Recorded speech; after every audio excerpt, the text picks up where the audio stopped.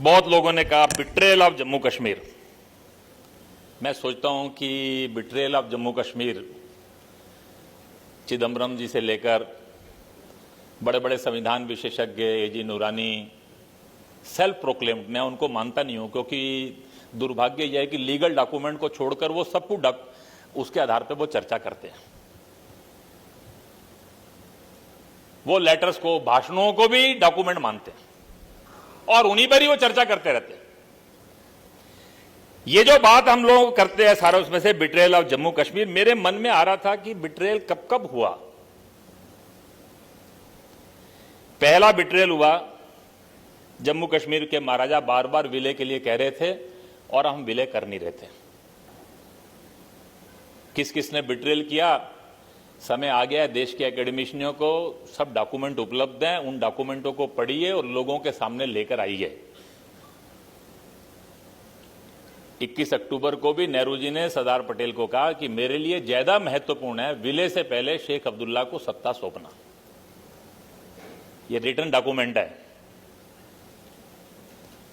तो बिट्रेयल किसका है? जम्मू कश्मीर के साथ पहला बिट्रेयल लॉर्ड माउंटबेटन, उस समय के कांग्रेस के जो तथा उस समय सर्वोच्च नेता थे, ऐसे सब लोगों ने बिट्रेयल किया। जम्मू कश्मीर के महाराजा ने कहा कि आपको देरी लग रही है, पाकिस्तान ने आक्रमण करने की जरूरत कर रहा है, मेरे पास हथियार कम है, आप हथियार दे दीजिए।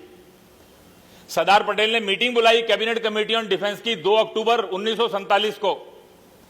उस मीटिंग के अंदर प्रस्ताव पारित हुआ कि जम्मू कश्मीर को तुरंत हथियार भेजे जाएं। उस समय जो वहां पर बुचर, जो उस समय सेना अध्यक्ष थे, उनको ऑर्डर दिया गया कि हथियार, इतने हथियार आप भेज दीजिए।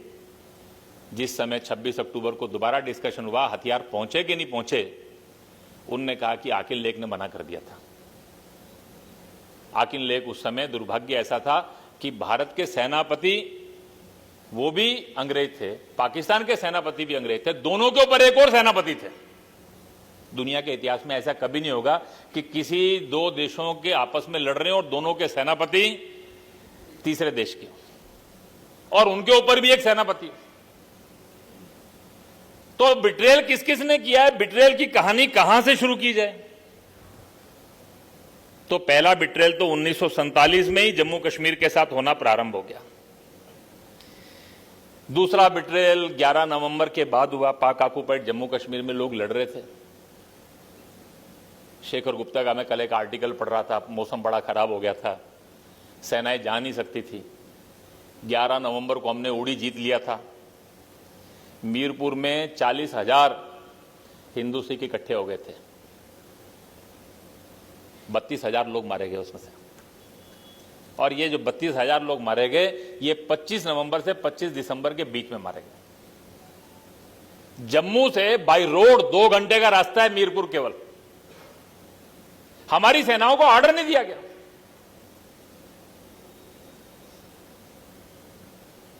ये मीरपुर, कोटली, ये सारे क्षेत्र हमारे पास होते हैं। ये कोई मौसम नहीं था। शेख अब्दुल्ला की नीयत नहीं थी कि ये पाक ऑक्युपाइड जम्मू कश्मीर हमारे पास आए। जम्मू कश्मीर का विलय हो गया तो अंग्रेजों ने तुरंत एक प्रोसेस शुरू कर दिया कि जम्मू कश्मीर तो नहीं रहेगा, कम से कम गिलगित, बाल्टिस्तान, मीरपुर, मुजफ्फराबाद, ये तो पाकिस्तान के पास रहे। मार्च अप्रैल 1948 के अंदर माउंटबेटन 10 दिन के लिए, 15 दिन के लिए अपने देश में गए। उनके भांजे की शादी थी। उस बीच में उस समय जो हमारे सेनापति थे थिमैया, उन्होंने ऑर्डर किया। ऑर्डर करके हमने पूंछ और राजौरी को आजाद करा लिया। और जब आने पर माउंटबेटन को पता लगा, इतने नाराज हुए, इतने गुस्से हुए वो इस बात से,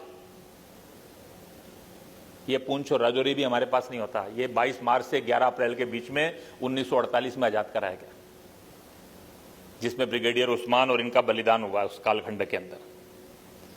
आज पाक ऑक्युपाइड जम्मू कश्मीर हमारे पास नहीं है। 50,000 लोगों की उस समय मुजफ्फराबाद, मीरपुर, राजौरी, इन सारे क्षेत्रों में हत्याएं हुई।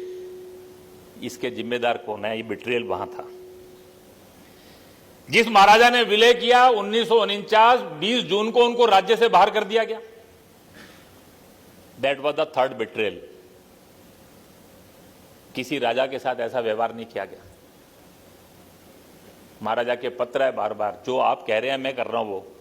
इसके बाद भी शेख अब्दुल्ला आपकी कही हुई कोई बात मानने के लिए तैयार नहीं है और आप मेरे को ही बार बार बलि का बकरा बना रहे हैं। सीधा सीधा एक महाराजा के प्रति उनका द्वेष का भाव था। Greatest betrayal in Jammu Kashmir was with Maharaja of Jammu Kashmir, जब उनको 20 जून को बाहर किया गया। शेख के सामने नेहरू ने घुटने टेके, that was the 4th betrayal. 1951 के अंदर जम्मू कश्मीर में संविधान सभा का चुनाव हुआ। प्रजा परिषद के 51 कैंडिडेट थे, सबके नॉमिनेशन कैंसिल हो गए। 75 में 73 सीटों पर अनअपोज्ड आ गए। लोग नेहरू जी के पास जा रहे हैं कि आप कैसे लोकतंत्र की बात कर रहे हैं, वहां क्या हो रहा है संविधान सभा के अंदर। और जिस दिन शेख के 75 एमएलए हो गए, उस दिन शेख की भाषा बदल गई। उसने कहना शुरू कर दिया, our constituent assembly is a sovereign body, even we have right to succeed also. उसके बातें शुरू हुई कि अलग झंडा होगा, अलग संविधान होगा। ये उससे पहले नहीं था। नेहरू जी को शेख की असलियत मालूम पड़ी जब 1951 में संविधान सभा के चुनाव में 75 के 75 एमएलए शेख के पास हो गए। अब शेख को समझ में आ गया कि मुर्गी की गर्दन मेरे हाथ में है, क्योंकि मुझे रेटिफिकेशन करना है। नेहरू जी बार बार कहे रेटिफिकेशन तो करो, विलय का अनुमोदन तो करो, वो तैयार ही नहीं है। मेरी शर्तें मानो पहले। और जम्मू कश्मीर के साथ ग्रेटेस्ट बिट्रेयल हुआ। मैं कभी कभी कहता हूं कि दिन इतिहास दोहराता है अपने आप को। यही 5 और 6 अगस्त था, 5 और 8 अगस्त था। एक दिन लोकसभा में, एक दिन राज्यसभा में 1952 में नेहरू जी ने घोषणा की थी कि हम जम्मू कश्मीर को ये सब अधिकार देने जा रहे हैं। वहां देश के लोग बस नहीं सकेंगे, अलग झंडा होगा, अलग संविधान होगा। सेम डेट 1952 के बाद 67 साल बाद वही 5 अगस्त और 8 अगस्त था, जिस दिन जम्मू कश्मीर में भारत का संविधान गया। That was another betrayal. Betrayal की बात जब करते हैं तो फिर बिट्रेयल कब आता है? जब 1954 में 370 के अंतर्गत ऑर्डर किया गया। वो जो कॉन्स्टिट्यूशन ऑर्डर 44 था, उसने भारत के संविधान की धज्जियां उड़ा दी। वो जम्मू कश्मीर नहीं, पूरे भारत के संविधान के साथ। भारत में पार्लियामेंट सुप्रीम है। आपने ऑर्डर कर दिया कि 368 में पार्लियामेंट के द्वारा कोई भी संविधान का संशोधन तब लागू होगा जब जम्मू कश्मीर की सरकार सहमति देगी। आप सोचिए, executive of Jammu Kashmir government is above the parliament of. आप किसी देश में टेक्स्ट ऑफ ओथ बदल सकते हैं क्या? उन्होंने टेक्स्ट ऑफ ओथ ही बदल दिया। जम्मू कश्मीर के गवर्नर, जम्मू कश्मीर में हाईकोर्ट का जज, जम्मू कश्मीर का मुख्यमंत्री, मंत्री, ये सब भारत के संविधान की शपथ नहीं लेते थे, ये जम्मू कश्मीर के संविधान की लेते थे। ये जो 54 का ऑर्डर था, इसने भारत के संविधान की धज्जियां उड़ा दी। 35A जो है, ये प्रोटेक्शन ऑफ फंडामेंटल राइट है। आपने 35 कैपिटल ए जोड़ दिया, to violate the fundamental rights of the people of India. Bharat के लोगों को आपने 2 हिस्सों में बांट दिया। एक भारत के वो निवासी जो जम्मू कश्मीर के स्थायी निवासी हैं, एक भारत के वो नागरिक जो जम्मू कश्मीर के स्थायी निवासी नहीं है। Citizens of India, those who are resident of Jammu Kashmir, citizen of India, those who are not resident of Jammu and Kashmir. आपने 2 हिस्सों में देश को बांट दिया। क्या हम भारत के लोगों को बांटा जा सकता था?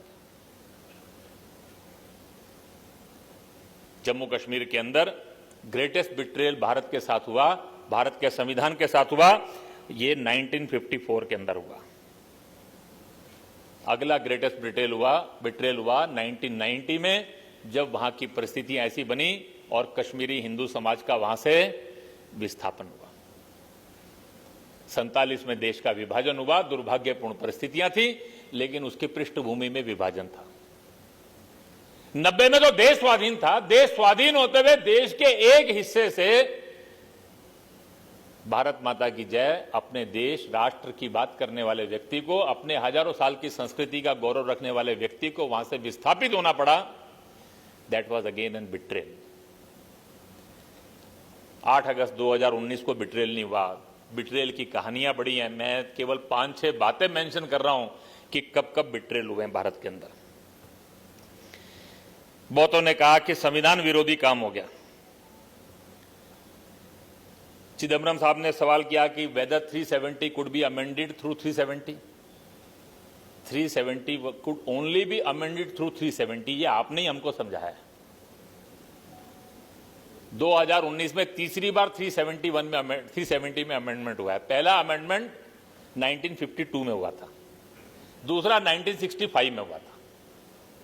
1952 में आपने महाराजा को बदलकर सदर रियासत कर दिया और 370 में अमेंडमेंट किया, दूसरा 1965 में जब आपने सदर रियासत को बदलकर गवर्नर कर दिया। हमें तो आपने ही बताया कि 370 could only be amended through 370। हमने तो आपके सिखाए हुए रास्ते पर ही चले। आपने 370 के थ्रू 1954 में ऑर्डर किया, हमने भी उसी 370 के थ्रू 2019 में ऑर्डर किया। फर्क एक ही है, आपने संविधान रोकने के लिए किया, हमने संविधान लागू करने के लिए किया। दोनों ने एक ही बात, जो आपने किया वो हमने किया। आपने कहा कि आप कॉन्स्टिट्यूएंट असेंबली को लेजिस्लेटिव असेंबली में बदल सकते हो क्या? ये आपने ही बदला है। पहले 1965 के ऑर्डर में वो ऑलरेडी बदल चुके हैं कि constituent assembly will be also termed as legislative assembly. हमने केवल इतना ही कहा है कि लेजिस्लेटिव असेंबली की पावर राष्ट्रपति शासन में गवर्नर को होगी। ये सब कोई नई बातें नहीं है। 367 का अमेंडमेंट आपने भी किए, हमने भी किए। केवल इतना ही अंतर है कि जब हम कर रहे थे तो भारत के संविधान को लागू करने के लिए कर रहे थे, आप संविधान को रोकने के लिए कर रहे थे। You are abusing article 370। We use article 370 for the purpose that was decided by constitution makers. हमने उस काम के लिए किया जिसके लिए संविधान निर्माताओं की इच्छा थी। ऐसा नहीं है कि जिस समय वो दुरुपयोग कर रहे थे सबने रोका नहीं। 1952 में जब वो कर रहे थे, डॉक्टर राजेंद्र प्रसाद ने नेहरू जी को पत्र लिखा, पूछा मेरे समझ में नहीं आ रहा आप क्या कर रहे हैं, आप संविधान विरोधी काम क्यों कर रहे हैं? उन्होंने कहा महाराजा द्वारा अपॉइंटेड जम्मू कश्मीर असेंबली, वो जम्मू कश्मीर असेंबली जिसको पावर महाराजा से मिली है, क्या वो महाराजा को हटा सकती है? दूसरा सवाल उन्होंने किया कि 370 में महाराजा इज डेजिग्नेटेड एज राज प्रमुख by president of India. 1% designated as Raj Pramukh by President of India, whether that can be changed by Assembly of एक स्टेट। मेरी पावर से ज्यादा क्या स्टेट की असेंबली की पावर? ये डॉक्टर राजेंद्र प्रसाद ने पत्र लिखा। ऐसा नहीं है, डॉक्टर राजेंद्र प्रसाद से ज्यादा संविधान के जानकार कोई नहीं थे। ये 370 का जब दुरुपयोग हो रहा था, सब लोग मना कर रहे थे नेहरू जी को। इवन कॉन्फिडेंशियल लेटर है डॉक्टर करण सिंह का 1954 में जब 35 पे लागू करने लगे, मेरे पास वो कॉन्फिडेंशियल लेटर है। उस लेटर में उन्होंने ये सब कहा कि वहां जो असेंबली बनी है वो गलत बनी है, डिलिमिटेशन ठीक नहीं हुआ, जनता में बड़ा संतोष है। आप ये जो 35 पे लागू करने जा रहे हैं इसका भी नुकसान होगा, आप फंडामेंटल राइट रोक रहे हैं इसका नुकसान होगा, कल को दिक्कत आने वाली है, सुप्रीम कोर्ट की पावर आप ये सारी वार्निंग डॉक्टर करण सिंह ने अपने कॉन्फिडेंशियल लेटर में दी है। 1952 की डिबेट में डॉक्टर श्यामा प्रसाद मुखर्जी, एनसी चटर्जी, सुचेता कृपलानी बार बार नेहरू जी को कह रहे हैं कि नेहरू जी 370 को कोई पावर नहीं है, power is in constitution. 370 is part of constitution. Bharat में कॉन्स्टिट्यूशन सुप्रीम है, पीपल्स आर नॉट सुप्रीम। आप या शेख उनकी कोई पावर नहीं है, अल्टीमेटली कॉन्स्टिट्यूशन इज सुप्रीम। अगर आप जम्मू कश्मीर को कुछ देना चाहते हैं तो आप संसद में प्रस्ताव लाइए, डिबेट कीजिए, कॉन्स्टिट्यूशन का पार्ट बना दो। आप बैकडोर से क्यों करना चाहते हैं? नेहरू जी के रिकॉर्डेड शब्द हैं, power does not lies in constitution, power lies in wishes of people, when they want we should honour. तो दे कैन ऑनर। उनके लिए शेख जो था that was only wishes of people. Jammu Kashmir के लोग नहीं चाहते थे, वरना प्रजा परिषद का आंदोलन नहीं चलता। वास्तव में जो संविधान विरोधी की बात करते हैं, ये जो 8 अगस्त को हुआ, संविधान की जो मूल भावना है, संविधान बनाने वालों की जो इच्छा है, उस भावना और इच्छा के अनुरूप हम भारत के लोग इसको जब पहली बार चुनौती मिली डॉक्टर श्यामा प्रसाद मुखर्जी ने उसी समय उसका विरोध किया, उसी समय देश के अंदर बड़े बड़े ल्यूमिनस ने विरोध किया, लेकिन दुर्भाग्य से उनके पास एक प्रबल बहुमत था जिसके अहंकार में उन्होंने उसको सुना नहीं। बहुत लोगों ने कहा कि अलोकतांत्रिक ढंग से किया, कर्फ्यू लगा दिया गया, वहां के लोगों से पूछा नहीं गया। मेरे मन में आता है कि अलोकतांत्रिकता तब क्यों नहीं दिखी थी जब 1951 में सब अपोजिशन के नॉमिनेशन ही कैंसिल हो गए थे। 75 में से 73 अनअपोज्ड आ गए, 2 का भी नाम का ही चुनाव हुआ। जम्मू कश्मीर में पहला लोकतांत्रिक चुनाव दैट वाज इन 2002, जब अटल जी प्रधानमंत्री थे, वहां पर राष्ट्रपति शासन था। उस राष्ट्रपति शासन में पहली बार लोगों को वोट देने का अधिकार मिला, नहीं तो वहां जितने चुनाव होते थे वो सब अलोकतांत्रिक ही होते थे।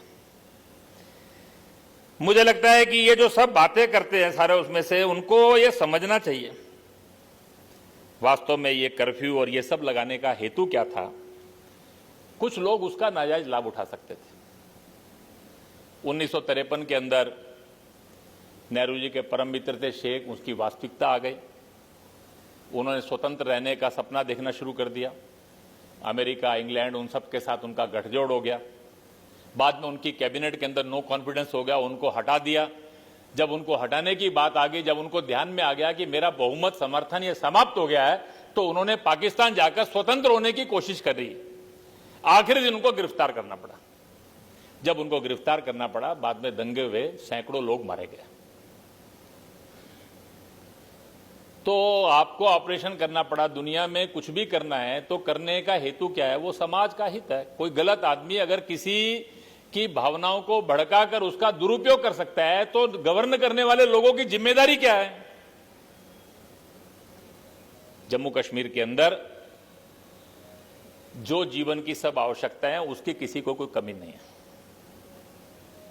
24 घंटे बिजली है, पीने का पानी है, दवाइयां हैं, दुकानें खुली हैं, खाने पीने की चीजें हैं, घूमना फिरना, आना जाना, इसमें कोई मनाही नहीं है। 24 घंटे टेलीविजन चल रहा है, लोग टीवी पे डिबेट देखते हैं, सब देखते हैं क्या क्या हो रहा है, ये भी सबको मालूम है। उनके पक्ष विपक्ष में कौन बोल रहे हैं ये भी उनको मालूम है। केवल एक चीज नहीं है और वो है कि मोबाइल और इंटरनेट नहीं है। तो मोबाइल इंटरनेट तो जीवन, आज से 15 साल पहले तो आप मेरे पास किसी के पास भी नहीं था, हम सबकी जिंदगी भी चलती थी।